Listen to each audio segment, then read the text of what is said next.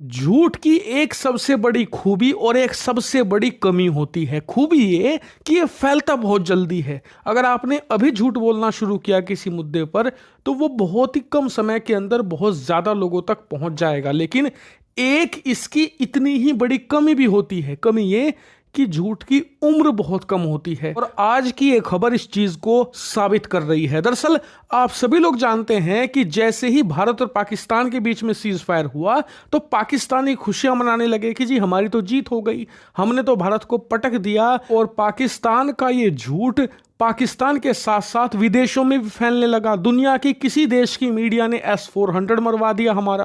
America की media कह रही है कि हमारे 5-7 राफेल लड़ाकू विमान उड़ा दिए। यूरोप की मीडिया कह रही है कि हमारे 10-12 एयरबेस उड़ाकर रख दिए।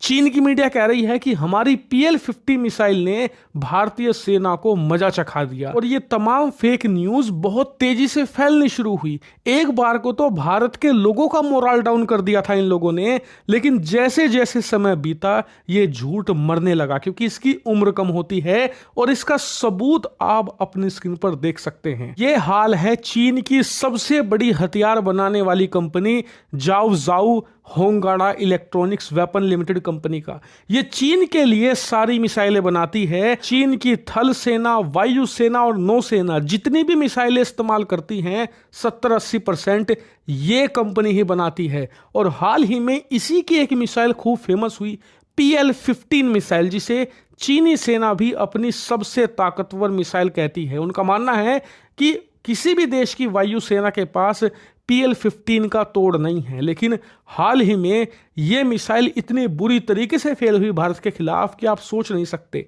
लिटरली ये मिसाइल भारत के अंदर कई जगह परफेक्ट कंडीशन में मिली है, यानी कि भारतीय डिफेंस सिस्टम को मारने की जरूरत नहीं पड़ी, खुद ही जमीन पर आकर गिर गई। इतना ही नहीं, एक सिंगल PL-15 भी अपने टारगेट पर जाकर नहीं जा सकी।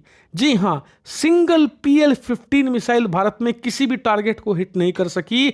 और S-400 तो छोड़िए, भारत के आकाश मिसाइल डिफेंस सिस्टम का भी सामना करने में ये नाकाम साबित हुई है। और इसी का नतीजा है ये इस समय इस कंपनी की हालत। जी हां, इस कंपनी के शेयर शुरुआती कुछ घंटों के अंदर ही आज मार्केट खुलते ही 6 से लेकर 7% तक गिर चुके हैं।